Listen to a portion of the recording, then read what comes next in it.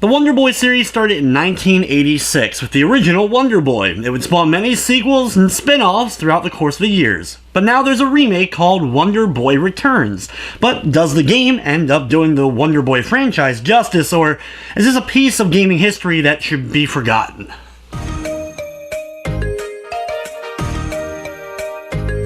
Wonder Boy Returns is at its core a remake of the original Wonder Boy. It has a new coat of paint on it, some new renditions of the main characters, as well as some really cool, awesome new included boss fights. The game is broken up into 10 worlds with 4 levels each, with a 4th level of each world featuring a boss encounter. Throughout the course of the levels, there are 3 collectible Tina dolls that you're able to get, and there's even a couple of unlockable characters in the classic version of Wonder Boy, as well as Tina, the girlfriend that you're trying to save, also as a playable character. The game starts off with a small cutscene featuring Wonder Boy kind of being a jerk, hanging out with 2 other girls that aren't Tina. Tina finds out, she gets mad, and before Wonder Boy can kind of patch things over, Tina gets abducted by a demon, and Wonder Boy sets off, of course, to save her.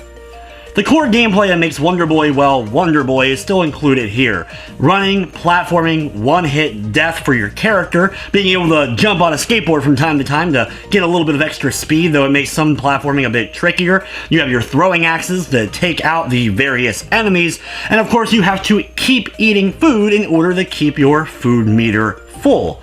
There's also the fairies that you can find from time to time, which will give you invulnerability, as well as the Grim Reapers, which will stay with you just like the fairy, but instead drains your food meter rather quickly while you have them attached to you. The cool thing is, the game actually shows you a different kind of egg, which represents the Grim Reaper, so you can actually easily avoid it as you know which ones contain that not so friendly Reaper.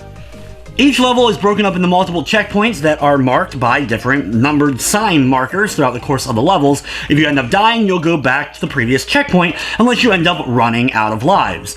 The game features 3 difficulties: easy, normal, and hard, and each of these increases the amount of enemies you're going to have to deal with, as well as the amount of lives you have going into each level. The lives reset, though, between levels, which is a bit weird. Easy mode having 10, normal having 5, and the hard mode only having 2 lives per level.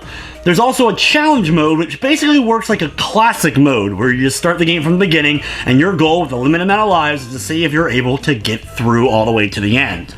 If you're a fan of the gameplay from the classic, you're going to enjoy it here. The real added addition of the boss fights is one of the standout moments for sure.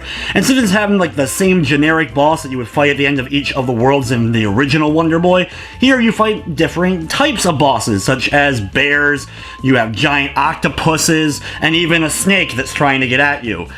These bosses take multiple hits in order to take them out. They have a health gauge, but you're still dealing with that one-hit death, so you have to learn their patterns and be able to dodge in and out and try to slowly drain their health until they're taken care of.